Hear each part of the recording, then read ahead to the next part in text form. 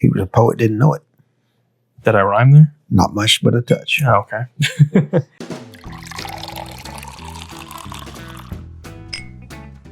Hello, everyone, and welcome back to Bourbon Theory. I'm Josh. I'm Bill. And this is finally a blue labeled Weller. On a the Weller table. full proof, a whole bottle in our possession, in my hand right now. Don't drop it. And we have one wonderful store to thank. B&B Package, Kingsport, Tennessee. Jessica, Mark, the whole team over there. Guys, thank you so much for giving us that call and offering us a chance at one of your allocations.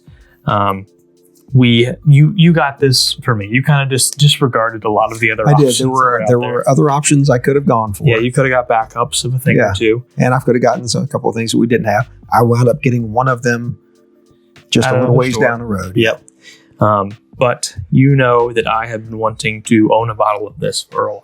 Yeah, you've had a sample of this. A sample. store pick sample. Thank you, Jamie from Cooked Bourbon. That's a pick of Mr. Shiloh over on TikTok. A wonderful foundation he has for veterans over there. That was a part of that pick. A wonderful, wonderful, wonderful pour. A really good pour. And I've had this within the last few years at a tasting, the one that we do in Mooresville, North Carolina. Mm-hmm. One that I unfortunately missed. Right. You missed it. I was there, had it. I was kind of, what is that? Oh, here we go again. I was kind of 6'7" about it. He has somehow taken that term to mean mediocre. It means what I think it means. Whatever. Plus, it aggravates the shit out of him. So at this point, I'm just Win-win. accepting my fate. So Weller full proof. Full proof, guys, for those who don't know, some people they seem to think it means cast strength or full, barrel strength, whatever. Full proof means whatever you barreled the product at. So if your full proof is 125, the maximum, that means it's bottled and barreled both at 125 proof. This one for Weller is 114. So a little bit under the maximum, a little bit over what a lot of companies are shooting for nowadays at 110. So you might get a little bit more intensity of flavor with this wheated mash bill, which is rumored to be 70% corn, 20% wheat, and 10% malted barley, just in case you were wondering. And it's over the proof of anything else with the Weller name on it. Yes, it is. So it is the highest proof Weller out there. Maybe in coming years, we might get a barrel strength Weller. Who knows? Maybe. Again, things are changing. We might find out. Maybe a gold label Weller. Barrel strength. Just an idea, Buffalo Trace. Readily available, same level as, Special Reserve is. How about a Weller 95.5 rye? Ooh. 95 rye, 5% wheat. Ooh. Maybe 25% wheat. What? That'd be like 120%. What if we do 75 wheat, 25 rye? There we go. I can get on board with that. How about that one? I can get on board with that. So in an ideal world, this bottle runs you about $65. Yeah. That would be MSRP. Or just SRP. Yeah. Now, I will say this is not as dark as the other things we have been drinking this evening. But it is pretty dark. But it does have a very nice golden mahogany color to it. Yeah. And boy, does it smell like Weller to me. Yes, it does. Honestly, this is probably the closest smelling thing to a WLW that I have ever smelled. Yeah. I can see Obviously, not the same age. Most of these Weller products are rumored to be roughly 6 to 9 years old.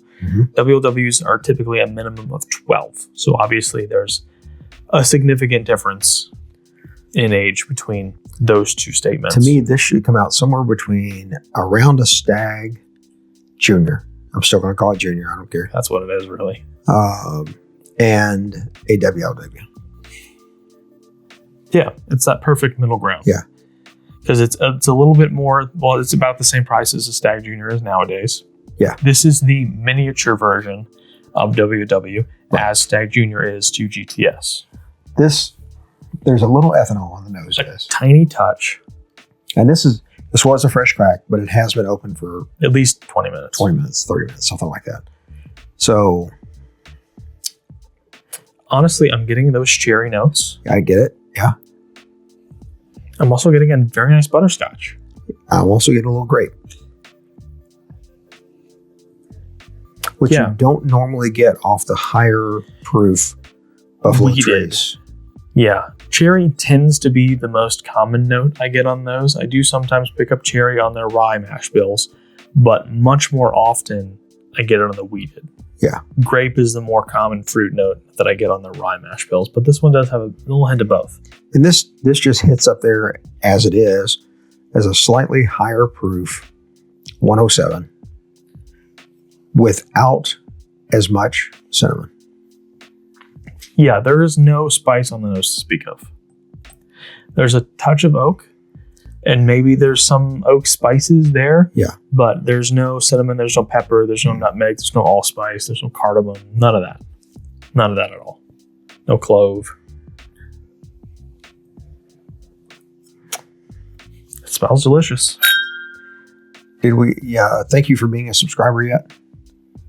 If we didn't, thank you very much. If you have not yet subscribed, please consider hitting that subscribe button and giving us a follow.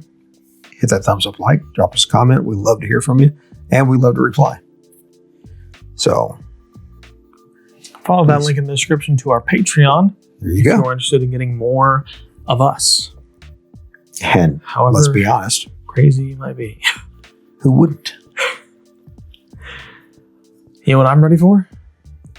A break. More of this, but on my palate this time. All right, here we go.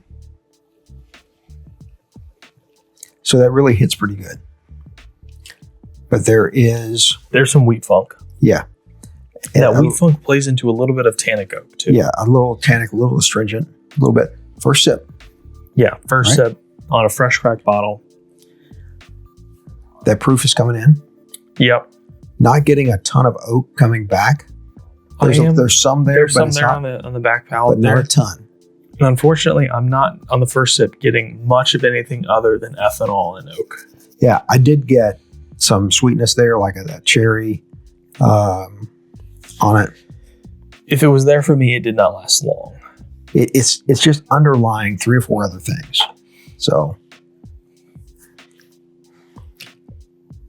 a little tannic first sip, unfortunately. I'm gonna write it out and see if anything happens to it. But as of right now, the oak is just ramping up, and I don't see that changing.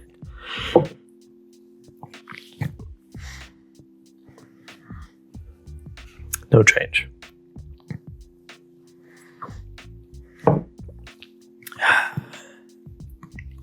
All right. Cherry's almost gone on the nose now, replaced almost completely by grape, actually. Still just a vague hint of like a cherry skin. Yeah. Ethanol's still there, but significantly less than it was at the first nosing.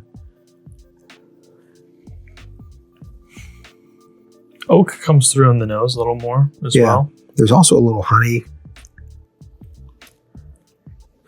caramel. Make sure you use the right nostril. Your dominant nostril. Yep. This might be another one of those spores where the nose oversells the palate a little bit. Well, let's see on the second sip. Second sip's a lot better. Second sip is a lot better. It is. There's that oak spice that hits in there pretty good. So the back label of this second paragraph says foregoing chill filtration may leave a small amount of sediment in the whiskey and cause it to appear cloudy at cold temperatures, but this is to be expected. Any particulates that may be observed are the result of limited handling after aging. So that does tell me that this is non-chill filtered. And normally what had been happening for many years here is you only got that in a pick. Yes. And honestly, in a lot of picks, they offered the non-shelf ration to some people and then didn't offer it to others. So it was kind of a crapshoot of whether you got that chill filtration.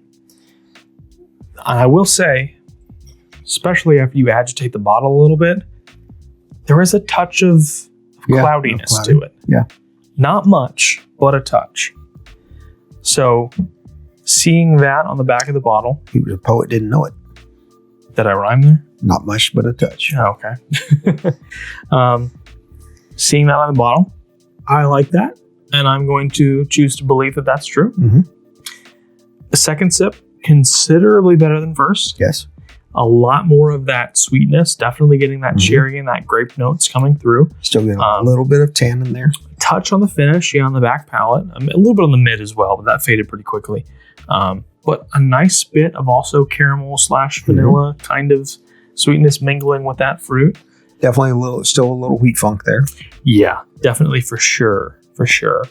All right, let's give it a third, see what happens. Very grape forward on that sip. Yeah.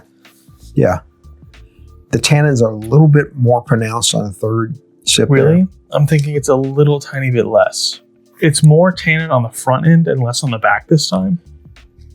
Yeah. Yeah, I would agree. Which, for because me, they really hadn't hit the back yet for me. And it is rolling backwards as we're talking here. I don't think it's actually reaching my back palate right now. Yeah, that's odd because it did on the first two sips. It is creeping close to it, but not quite there yet. It's actually coming back forward for me. Yeah.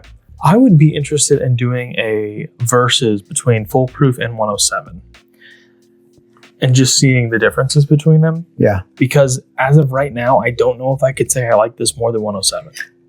So here's where I am on this. Excuse me. I think it's good. Mm-hmm. I don't think it's great. I would agree. This does not hit the A level, and this does not really approach the A level. No, I would agree with you there. I think at retail, this is a pickup. For sure. But at the $250 price tag, you see it in 99% of places. I mean, not a chance in hell. I would not buy another one of these unless it was sub 100 for sure. Yeah. I would agree with that. And then I would have to think about it for a few minutes before I bought it and see what else was on the shelf that I could buy. Yeah. So if somebody offered it to you and that's the only thing they've offered though. Yeah. For 90 or less. Right. Probably. Yeah. Probably. I really do think we need to do a versus between this and an Antique 107. I'm good with that. Maybe not today. No, not today. Not today. But in the future. Yeah. Because I think that 107 perhaps might be one of the best forms you get Weller in outside of WLW. I would agree. You know, a lot of people give Special Reserve grief, but Special Reserve has some good sweetness, some good spice. Especially after I get my hands on it. Yeah. A little something. Yeah. It's I've done a double oaked readily available Reserve. for $35-$40. So throughout a lot of the country. I've had a lot of fun with barrel projects the latter half of 2025. And one of them was a Special Reserve double oaked. So you are an NDP now. Yeah, I am. So, and I did not sign any NDAs. So did we actually place a grade? We said in the B. I'm going to give it a B. Yeah, I'm going to give it a B minus. Yeah. I'm going to give it the benefit of the doubt. Give it the solid B.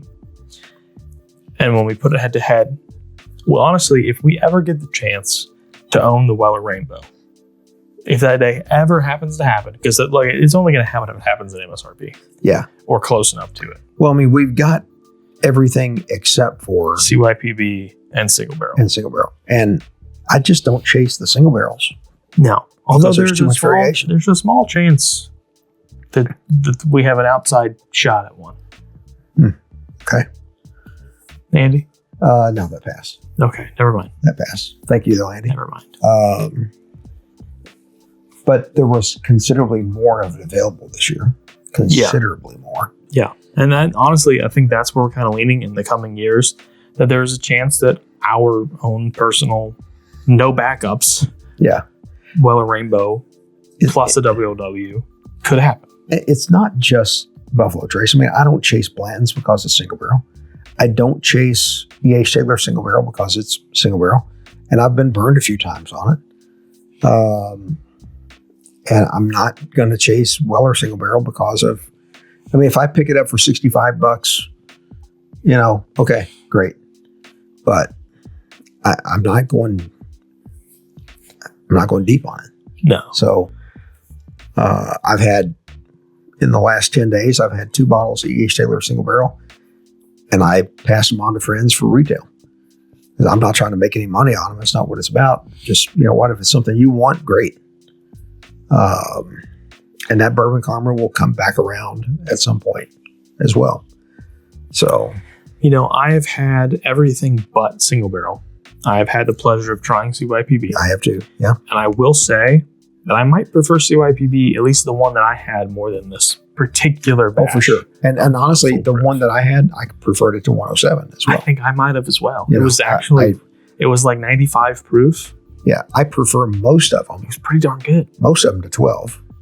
Yeah, 12. I think I like 12 a little bit more than Special Reserve. It's a little over oaked and underproofed. The batch I have is actually pretty nice. Is it? I need to bring the bottle up with me so you can try that one, because it is different. It's a little bit more butterscotchy than I think 90% of them. Mm-hmm. So I'll bring that one up for you to try, although it has been a while since I've tried it. It's been open for a minute. But out of all of the hard to get ones, I think that maybe CYPB might be the best. Yeah. Yeah. I think the other thing here is that while we are on a kick of bangers, right? Yeah, right now we're rolling through a lot of them. Bangers. There are a ton of other things out there from craft distillers and different ones that are every bit as good or better. Yeah, don't worry. We're having a legacy versus craft versus. Yes. We'll be coming at you through the entirety of 2026, where we will be putting similar prices, similar mash bills, similar ages. Yeah. Head to head with a bottle you can buy on the shelf any day of the week, or you can order online. And we will never put a corked bottle against a screw cap. I don't know. That day might come. Just kidding. Because I couldn't care less, to be honest with you. I was going to say, we'll have a Ben Holiday versus this probably at some point. We'll probably prefer the Ben Holiday. Probably. But yeah, I'm going to give it a B. You're going B minus. Mm-hmm. Not upset that we own this bottle. No.